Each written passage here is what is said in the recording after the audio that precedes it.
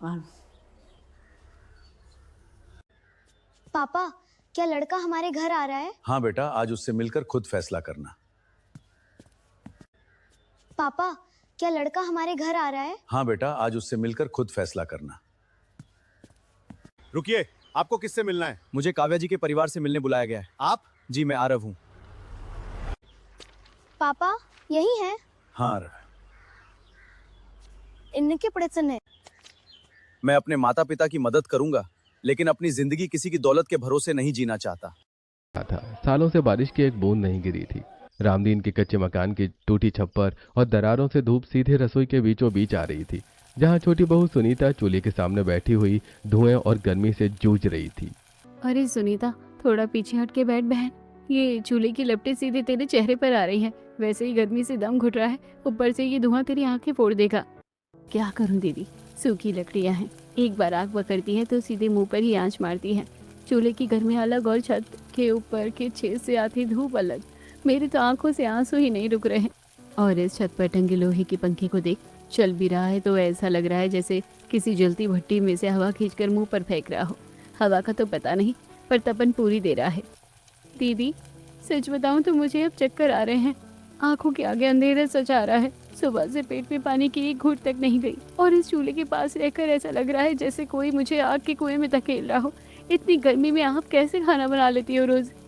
अरे अरे, तू जा, बैठ जा थोड़ी देर, पल्लू से हवा कर खुद को। तेरी तो अभी महीना भर पहले शादी हुई है। बेचारी इस नरक जैसी गर्मी में फंस गई आकर। मुझे तो सालों हो गए हैं ये सब करते हुए, अब तो आदत पड़ चुकी है। धीरे धीरे तुझे भी पड़ जाएगी। दीदी, आप तो सालों से ये सब झेल रही है, पर मुझे समझ नहीं आता कि छत की दरारें और टूटी खरपैल, यहाँ से तो पूरी धूप सीधे कमरे के बीचों बीच गिर रही है। क्या करे छोटी, इस घर की तो किस्मत ही फूटी है। ना बारिश का नामो निशान है कई सालों से, और ना ही छत मरम्मत कराने के 2 रुपए हैं हमारे पास। तू तो एक ही दिन में घबरा गई है। आदत? नहीं, ऐसी तपन में जलने की आदत कैसे पड़ सकती है किसी को? अगर यूं ही सब सहते रहे तो कोई ना कोई बीमार पड़ जाएगा। कुछ ना कुछ तो जुगाड़ लगाना ही पड़ेगा। हे भगवान, कैसी जिंदगी दी है तूने। आज तक जिंदगी में एक दिन ऐसा नहीं बीता जिस दिन सुकून से चैन की सांस ली हो। सुबह उठते ही सिर पर सूरज आ जाता है जो सोने नहीं देता, और पूरा दिन ये गर्मी में टिलटिलाता पंखा जिसकी वजह से नींद ही नहीं आती। दीदी, माँ जी कमरे में अकेली ही बड़बड़ा रही है। बेचारी सुबह से चैन की सांस ही नहीं ले पाई है। रात भर नींद आती नहीं इस कमबख्त गर्मी में, और दिन में ये धूप सोने नहीं देती। अरे ओ कमला, ओ सुनीता, कहाँ मर गई दोनों की दोनों? कम से कम एक लोटा पानी तो ला कर दे दो, गले में तो जैसे कांटे उग गए हैं। हाँ माँ जी, अभी लाती हूँ। दीदी, मैं बाहर हैंडपंप से ताज़ा ठंडा पानी भर कर लाती हूँ आपके और माँ जी के लिए। संभल कर जाना छोटी, बाहर तो अंगारे बरस रहे हैं। और हाँ, वो हैंडपंप का लोहे का हत्ता भी तवे जैसे गर्म हो गया होगा धूप में। पल्लू लपेट कर चलाना। हाँ दीदी, ध्यान रखूंगी। सुनीता रसोई से निकलकर आंगन के रास्ते से बाहर जाती है और धूप में तपे हैंडपंप के हत्थे को जैसे ही छूती है, दर्द से चीख पड़ती। ओफ, अरे मैया रे, ये तो लोहे का हत्था नहीं, उबलती कढ़ाई है। हाथ ही जल गया मेरा तो। नहीं सुनीता, रोने से काम नहीं चलेगा। माँ जी प्यासी है, पानी तो ले जाना ही पड़ेगा, चाहे हाथ जले या पैर। सुनीता अपनी साड़ी का पल्लू हत्थे पर कसकर लपेटती है और सूखी जमीन से आ रही तपन को सहते हुए बड़ी मुश्किल से पानी भरती है। फिर पानी का लोटा संभालकर भागते हुए अंदर आती है। माँ जी लीजिए, पानी पी लीजिए। अभी अभी हैंडपंप से ताज़ा भर कर लाए हैं आपके, हैंडपंप से ताज़ा भर कर लाए हैं आपके लिए। उफ, ये पानी है या उबलता हुआ तेल? गले के नीचे जाते ही छाती में जलन होने लगती है। माँ जी, बाहर धूप इतनी कड़क है कि जमीन के अंदर का पानी भी गर्म हो रहा है, और बाहर तो हैंडपंप छूने से मेरे हाथ की चमड़ी छिल गई है। तो मैं क्या करूं, मर जाऊं इस गर्मी में? एक तो इस उम्र में हड्डियां दुखती हैं, ऊपर से इस घर में न चैन की नींद है न पीने के लिए ठंडा पानी। पूरी जिंदगी हमारी इसी तपन में गल गई, और तू मुझे उबलता पानी पिला रही है। माँ जी, हम ऐसा क्यों नहीं करते कि हम एक कूलर ले आते हैं, तो शायद थोड़ी ठंडी हवा हो जाती। क्या बोली, कूलर? अरे महारानी देख रही है, लाइट तो आती नहीं है यहाँ, कूलर कहाँ से चलेगा? और घर का खाने पीने का खर्चा तो बड़ी मुश्किल से चलता है, तुझे कूलर की पड़ी है। हमारी तो पूरी जिंदगी कट गई, और तुम्हें अभी से ही इतना नखरा सूझ रहा है। अरे छोटी, तू शांत हो जा, माँ जी का गुस्सा और मत बढ़ा। माँ जी तो बस ऐसे ही बोल रही थी, आप परेशान मत होइए।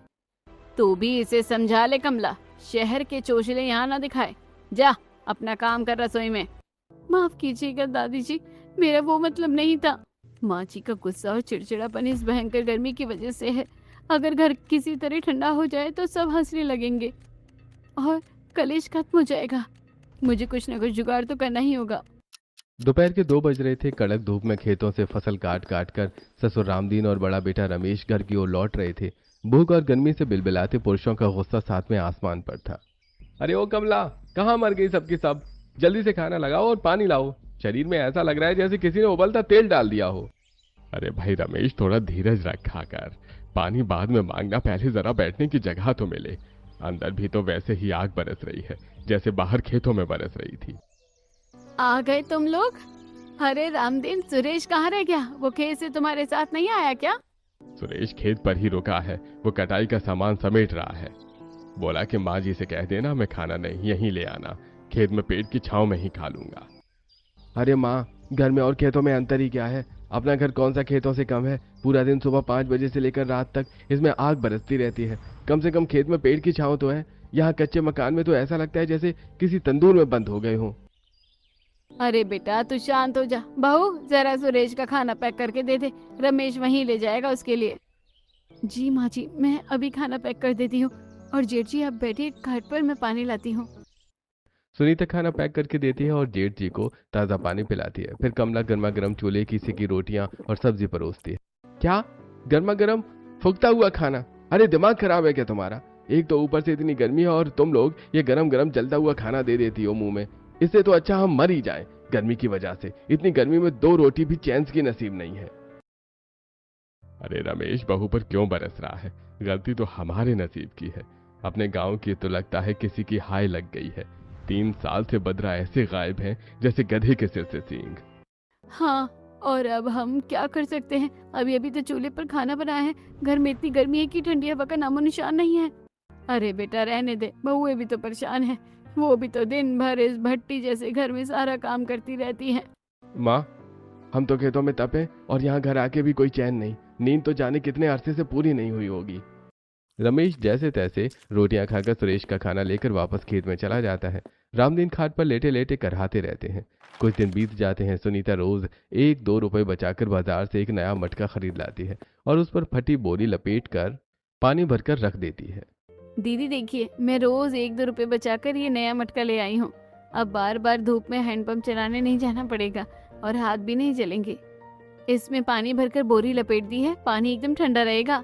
अरे वाह छोटी, तू तो बड़ी समझदार निकली।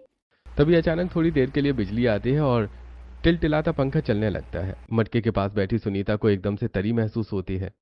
जरा मटके के पास आकर बैठना। पंखा चला तो मटके की गीली बोरी की वजह से यहाँ कितनी ठंडक लग रही है। कितनी तरी है यहाँ पर। हाँ, मटके के पास तो थोड़ी ठंडक लगती है पगली। चल अब काम निपटाते हैं। सुनीता इस बात पर गौर करती है, फिर फिलहाल काम में लग जाती है। शाम को कपड़े धोने का वक्त होता है। घर के बाहर हैंडपंप के पास सुनीता और कमला सूती कपड़े धो रही हैं। धूप ढल रही है पर गर्म लू चल रही है। उफ, ये कपड़े धोते धोते भी पसीना नहीं सूख रहा। सुनीता जल्दी जल्दी निचोड़कर तार में डाल दे। दीदी, बाहर तार तो भरा पड़ा है, क्या मैं थोड़ी रस्सी घर के इस छोटे वाले जंगले के आर पार बांध दूं? सुखा दे, जंगले पर ही सुखा दे। सुनीता मोटे सूती कपड़ों को बिना अच्छी तरह निचोड़े पूरा गीला ही जंगले पर फैलाकर टांग देती है। अंदर जंगले के पास कमला खड़ी होती है। तभी बाहर से दोपहर की गर्म लू का तेज थपेड़ा आता है। अरे छोटी, ये क्या था? ऐसा लगा जैसे किसी ने 1 मिनट के लिए मुंह पर कूलर चला दिया हो। अच्छा दीदी, सच में? अरे हाँ दीदी, बाहर से तो एकदम उबलती हुई गर्म हवा आ रही थी, पर इस गीले कपड़े से टकराकर जो हवा आ रही है वो तो कूलर जैसी बहुत ठंडी आ रही है। अरे हाँ, गीले कपड़े से टकराते तो ठंडी हवा हो गई है। दीदी, जब गर्म हवा इस गीले कपड़े के पानी से टकराती है तो हवा ठंडी हो जाती है, पर ये तो कुछ ही देर रहेगा। कपड़े सूखते ही ठंडक खत्म हो जाएगी। बात तो सही है, धूप में कपड़े तो बहुत जल्दी सूख जाते हैं, फिर वही गर्म हवा आने लगेगी। दीदी, अगर हम रोज खिड़की पर ऐसे गीले कपड़े डालें तो राहत मिलेगी, पर अगर हम कुछ ऐसा जुगाड़ करें जो घंटों गीला रहे और पूरा घर ठंडा कर दे, ऐसा क्या होगा छोटी? चिड़िया का घोंसला, भूसा, मुल्तानी मिट्टी और बोरियां। दीदी, मेरे दिमाग में एक बहुत बड़ा जुगाड़ आ रहा है जिससे हमारा पूरा घर ठंडा हो जाएगा। दीदी धीरे बोलिए, माँ जी सुन लेगी तो फिर डांटेगी। मेरी बात ध्यान से सुनिए, मेरे दिमाग में एक बहुत बड़ा जुगाड़ आया है जिससे हमारा पूरा घर बर्फ जैसे ठंडा हो सकता है, वो भी बिना एक पैसा खर्च किए। बिना पैसे के ठंडा घर? सच में? बता बता क्या करना होगा? जैसा जैसा मैं आपको बताती जाऊंगी आप करती जाना, बस माँ जी को पता नहीं चलना चाहिए। हाँ हाँ ठीक है, फिर हम कल दोपहर से ही अपना काम शुरू करते हैं। अगले 2-3 दिन तक कमला और सुनीता सारी तैयारियां करती हैं और 4 दिन बाद दोपहर के 1 बजे बाहर कड़क धूप है। घर के सभी लोग सो रहे हैं। देवरानी सुनीता और जेठानी कमला घर के पीछे वाले टूटे कमरे में तसले में चिकनी मिट्टी, गोबर, भूसा और मुल्तानी मिट्टी मिलाकर गारा तैयार कर रही होती है। अरे सुनीता, जरा धीरे धीरे मिट्टी मिला, तसले की खटपट से कहीं माँ जी की नींद ना खुल जाए। अगर उन्होंने दोपहर में हमें ये सब करते देख लिया तो पूरे गांव के सामने हमारा जुलूस निकाल देंगी। चिंता मत कीजिए दीदी, माँ जी और ससुर जी पंखे की घरघराहट में गहरी नींद में है। आप बस इसमें थोड़ा पानी और डालिए, गारा एकदम गाढ़ा और चिकना बनाना है। अरे बहुरिया, ये बात तो बताओ, खेतों में से जा जाकर ये तसला भर भर कर मिट्टी और भूसा लाते लाते मेरे तो हाथों में छाले पड़ गए हैं। 3-4 दिन से हम दोपहर में चोरी छिपे सामान ही तो ढो रहे हैं। ये गारा सच में छत की तपन को रोक पाएगा या हमारी मेहनत बेकार जाएगी? दीदी आप तो जानती है कि भूसा और मुल्तानी मिट्टी कितनी ठंडी होती है। गोबर और चिकनी मिट्टी मिलाकर जब हम इसका मोटा लेप छत पर चढ़ा देंगे तो सूरज की सीधी धूप छत की खप्पर को तपा ही नहीं पाएगी। अरे वाह रे मेरी रानी, इतना सब सोच लिया तूने। पर एक बात बता, दोपहर के इस कड़ाके में छत पर चढ़ेगी कैसे? छत की खरपैल तो लोहे के तवे जैसे उबल रही होगी। थोड़ा हाथ पैर जलेगा दीदी, पर सह लेंगे। अगर आज ये लेप लग गया तो रोज रोज की इस नरक वाली गर्मी से हमेशा के लिए आराम मिल जाएगा। दोनों चोरी छिपे तसला उठाकर जंगले के सहारे छत पर चढ़ने की कोशिश करती हैं। छत सचमुच आग की तरह तप रही है। जैसे ही सुनीता छत पर हाथ रखती है उसका हाथ झुलस जाता है। उफ, अरे मेरी मैया, हाथ तो ऐसे जल रहे हैं जैसे किसी ने सीधे उबलते तेल में डाल दिए हो। नीचे उतर जा सुनीता, नीचे उतरा। बोली थी ना तुझसे हाथ पर छिल जाएंगे। वैसे भी हमारे पास इलाज कराने के लिए भी पैसे नहीं है। सुनीता दर्द से हाथ पीछे खींचती है, तभी उसका हाथ पास ही बने एक चिड़िया के घास फूस के घोंसले पर पड़ता है और वो हैरान रह जाती है। अरे दीदी जरा यहाँ देखो तो सही, क्या हुआ छोटी, हाथ ज्यादा चल गया क्या? नहीं नहीं दीदी, छत तो तवे जैसी उबल रही है, पर इस चिड़िया के घास फूस वाले घोंसले में जरा भी गर्मी नहीं है, एकदम ठंडक है। तभी तो ये चिड़िया अपने बच्चों को लेकर आराम से यहाँ बैठी है। अरे हाँ, घास फूस में सचमुच तपन नहीं आ रही है। देखा दीदी, जब घास फूस चिड़िया के घोंसले को ठंडा रख सकती है तो हमारी मिट्टी और भूसा घर को क्यों नहीं ठंडा रखेगा? अब तो मुझे पक्का यकीन हो गया है। आप बस तसला पकड़ती जाइए, मैं लेप लगाती हूँ। सुनीता पसीने से तरबतर होकर तपती धूप में अपने जलते हाथों से छत पर गोबर, मिट्टी और भूसे का मोटा मोटा लेप फैलाने लगती है। तभी नीचे से सास पार्वती देवी के खांसने की आवाज आती है। अरे ओ कमला, ओ सुनीता, कहाँ गायब हो जाती हो तुम दोनों दोपहर के कड़ाके में? घर में काम वाम छोड़कर कहाँ घूम रही हो? वो माँ जी, हम यही पीछे वाले कमरे में है, कपड़ों की सिलाई कर रहे थे। दोपहर में सो जाया करो महारानी, और धूप में घूमोगे तो बीमार पड़ोगे, फिर दवा का खर्चा कौन उठाएगा? चुपचाप अंदर जाओ। दीदी आप नीचे जाकर मम्मी जी को बातों में उलझाओ, मैं 10 मिनट में पूरी छत पर लेप खत्म करके आती हूँ। संभल कर करना छोटी, तेरे तो हाथों की चमड़ी लाल हो गई है। कमला नीचे भागती है और सास को बातों में लगाती है। इधर सुनीता धूप के थपेड़ों के बीच जलते हाथों से पूरी छत पर गारे की मोटी परत बिछा देती है। दोपहर के 1-3 बज रहे थे। सूरज आसमान से अंगारे बरसा रहा था। तभी अचानक गांव के इकलौते हैंडपंप से पानी आना बंद हो गया। पानी की बाल्टी खाली देखकर पूरे गांव की औरतों में चीख पुकार और मारामारी मच गई। इधर रामदीन के घर में पानी न मिलने और गर्मी की उमस से सास पार्वती की तबीयत बिगड़ने लगी।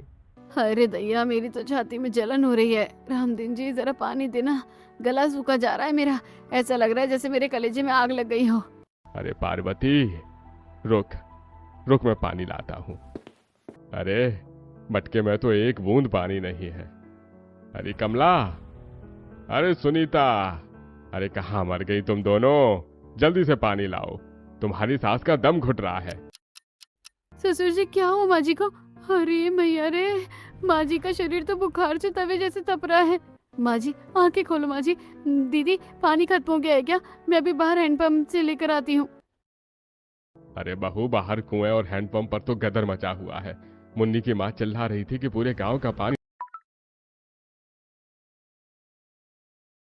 अरे बहू, बाहर कुएं और हैंडपंप पर तो गदर मचा हुआ है। मुन्नी की माँ चिल्ला रही थी कि पूरे गांव का पानी सूख गया है।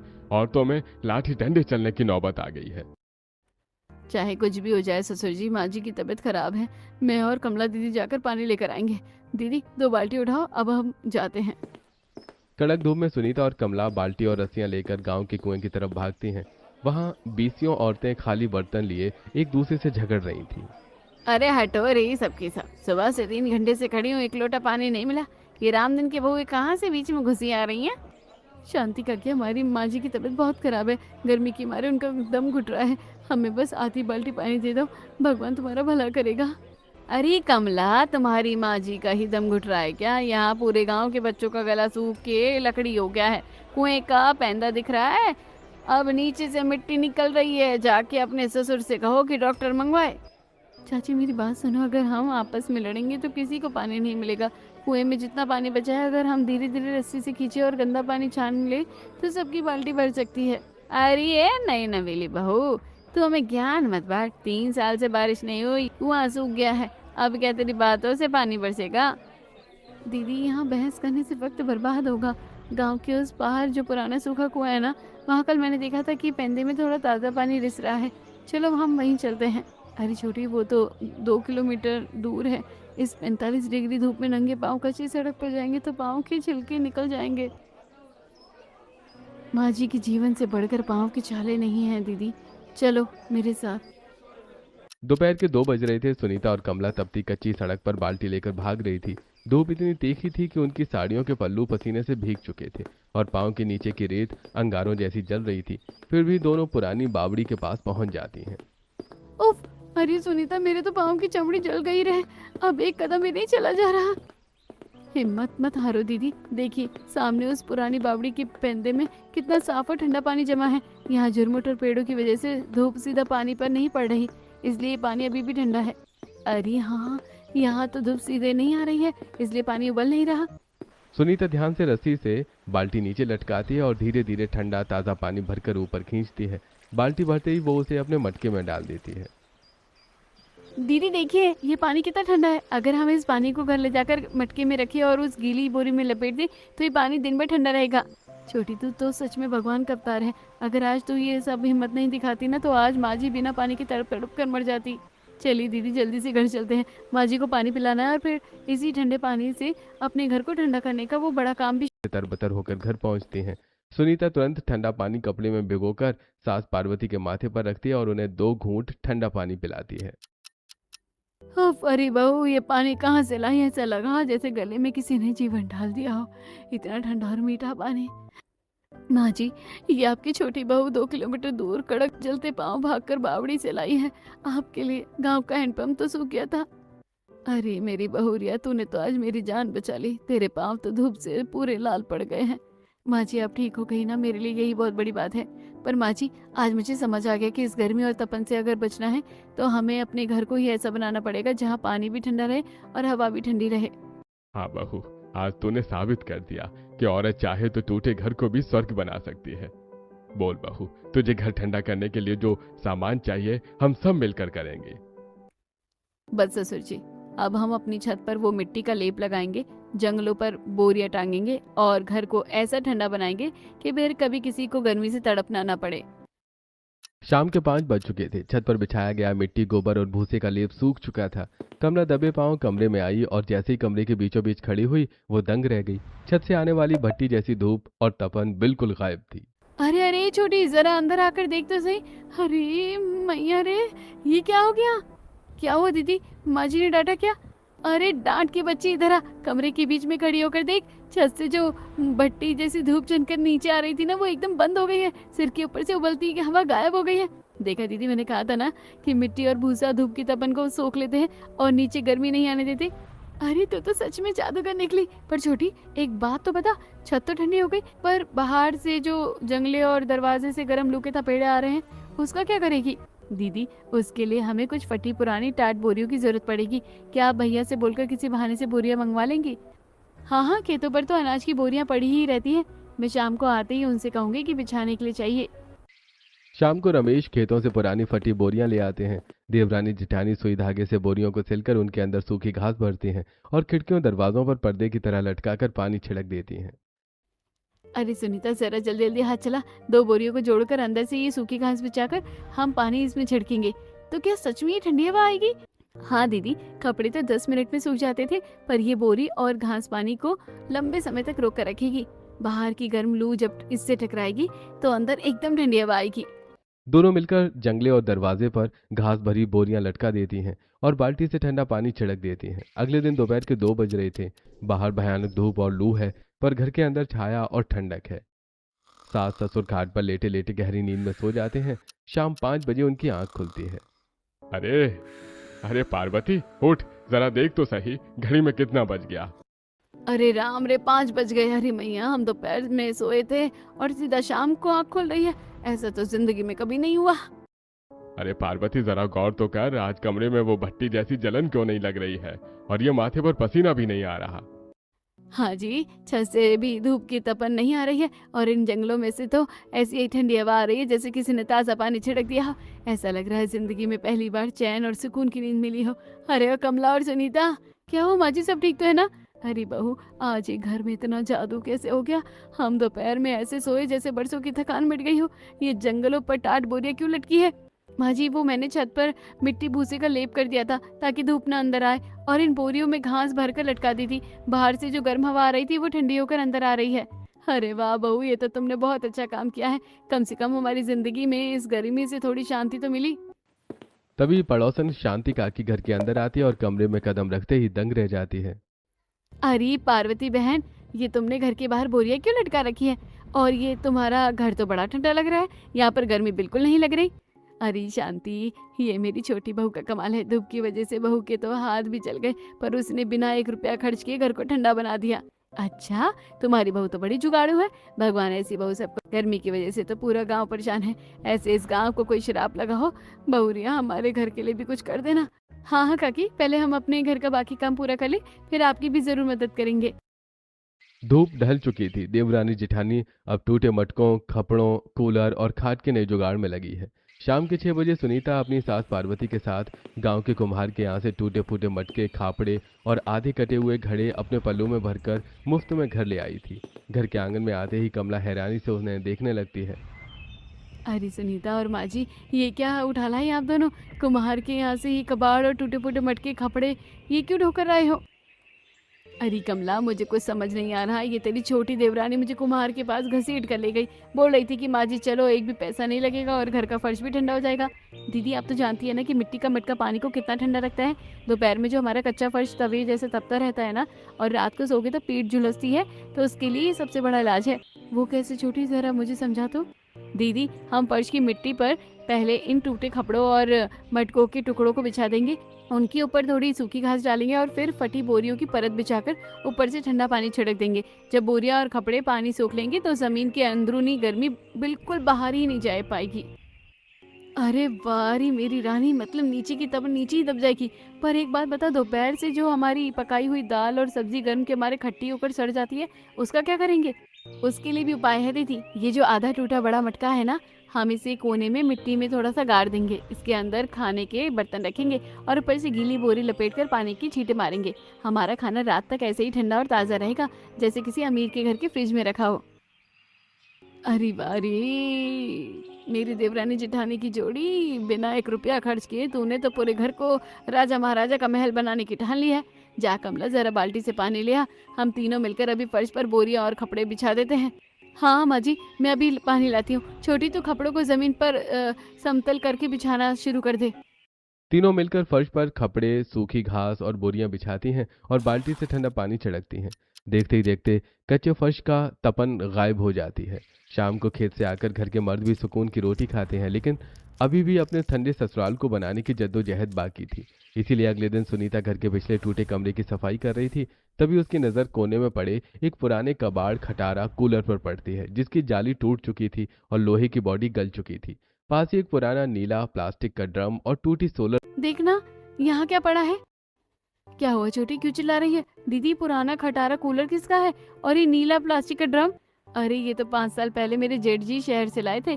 2 महीने चला और फिर जल गया। पंखी और मोटर तो ठीक है, पर इसकी लोहे की बॉडी जल गई और जाली टूट भी गई है। तब से ये कबाड़ में पड़ा है। दीदी, पंखी और मोटर ठीक तो है ना? तो समझो हमारा काम हो गया। हम इस नीले ड्रम को काटकर कूलर की नई बॉडी बनाएंगे। ड्रम के 3 तरफ गोल छेद करके उसमें वही सूखा घास और बोरी की जाली लगा देंगे। अरे पगली, कूलर की बॉडी तो बना लेंगे, पर इसे चलाएगी कैसे?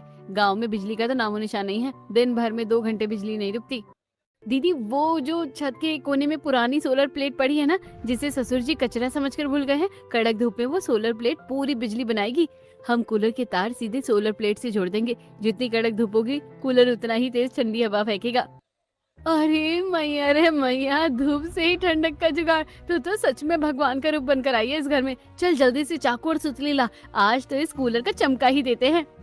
दोनों देवरानी जेठानी कड़ी मेहनत करके ड्रम काट कर कूलर की नई बॉडी बनाती हैं। उसमें घास और बोरी की जाली लगाती हैं और तार को छत पर रखी सोलर प्लेट से जोड़ देती हैं। जैसे ही कड़क धूप सोलर प्लेट पर पड़ती है, कूलर का पंखा तेजी से घूमने लगता है और कमरे में बर्फ जैसी ठंडी फुहारें फेंकने लगता है। देखा दीदी, बिना बिजली बिना खर्चे का कूलर तैयार हो गया। क्यों ना हम जुगाड़ के पौधे भी लगा ले, और ज्यादा ठंडक हो जाएगी। अरे छोटी, इसमें तो एकदम शिमला जैसी हवा आ रही है, और तेरे जुगाड़ ने तो कमाल कर दिया। दोनों बहू इसी तरह पौधे भी लगा लेती हैं। अब शाम के 6 बज रहे थे। खेतों में मजदूरी करके ससुर रामदीन और दोनों बेटे रमेश और सुरेश घर लौटते हैं। कड़क धूप में काम करके उनके बदन की चमड़ी लाल पड़ चुकी थी। वो थके हारे और गुस्से में बाहर चबूतरे पर ही बैठ जाते हैं। उफ, आज तो खेतों में ऐसी धूप थी कि लग रहा था जान ही निकल जाएगी। घर के अंदर जाने की भी हिम्मत नहीं हो रही। अंदर तो और भी भट्टी में जलना पड़ेगा। सही कह रहा है सुरेश, दिन भर धूप में मरो और घर आओ तो उबलते कमरे में सोने को मिले। आदमी जिए तो कैसे जिए।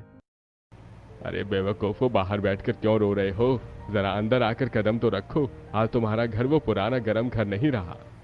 अरे अरे ये क्या? अरे कमला, ये घर में इतनी ठंडी हवा कहाँ से आ रही है?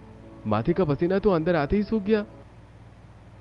अरे सुनीता, ये फर्श पर पांव रखते ही इतनी तरी कैसे लग रही है? ऐसा लग रहा है जैसे किसी ठंडी नदी के किनारे आ गए हो। और ये खाट पर बैठो तो लगता है बर्फ पर बैठ गए। ये एसी लगा दिया है। कोई नया कूलर या एसी नहीं खरीदा है रे बेटा, ये तेरी छोटी बहू सुनीता और बड़ी बहू कमला की मेहनत का फल है। इन्होंने मिट्टी, भूसे, बोरी, टूटे मटकों और कबाड़ के कूलर से ऐसा जुगाड़ बैठाया है कि 1 रुपया भी खर्च नहीं हुआ है, और बिजली का बिल भी 0 है। सुनीता बहू, उस दिन मैंने गर्मी के मारे बहुत कड़वी बातें बोल दी थी। मुझे माफ कर देना। आज तेरी इस समझदारी और मेहनत ने हम सबको इस नरक जैसी गर्मी से बचा लिया। जेठ जी, माफी मत मांगिए। गर्मी में सब परेशान थे, पर अब हमारा परिवार चैन से खाना खा पाएगा और सुकून की नींद सोएगा।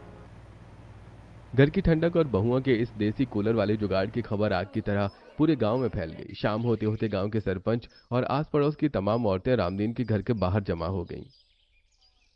पार्वती बहन, ओ पार्वती बहन, जरा बाहर तो आओ। पूरे गांव में चर्चा फैल गई है कि तुम्हारी बहू ने ऐसा जुगाड़ किया है कि तुम्हारा कच्चा घर बर्फ जैसा ठंडा हो गया है। रामदीन भाई, सच में यहाँ तो जरा भी गर्मी नहीं लग रही है। बाहर तो 45 डिग्री में लोहे के चने चबाने पड़ रहे हैं, और तुम्हारी घर में तो कुएं जैसी ठंडक है। बहुरिया, पूरे गांव के लोग इस तपती धूप में बिलबिला रहे हैं। क्या तुम गांव की बाकी औरतों को भी यह तरीका सिखा दोगी? अरे बहुरिया, हमारे बच्चे रात भर गर्मी के मारे रोते रहते हैं। कच्ची दीवारें तपती है, हमारी दरिद्रता और गर्मी भी दूर कर दे बेटी। हमें भी तरीका सिखा दे। चाची, काकी, इसमें कोई जादू या पैसे का कोई खेल नहीं है। मिट्टी, गोबर, भूसा और फटी बोरियां तो हम सब गरीबों के घर में मुफ्त में मिल जाती है। हाँ हाँ काकी, अगर हम सब मिलकर अपनी अपनी छतों पर गोबर मिट्टी का मोटा लेप लगा ले, खिड़कियों पर घास भरी बोरियां लटका दे और टूटे मटकों में खाना रखे, तो किसी भी गरीब का घर गर्म नहीं रहेगा। वाह बहुरिया वाह, तूने तो सिर्फ अपना घर नहीं बनाया बल्कि पूरे गांव का भला कर दिया। कल सुबह से ही पूरे गांव की औरतें और पुरुष मिलकर अपने अपने घरों में यही जुगाड़ करेंगे। वारी हमारी जुगाड़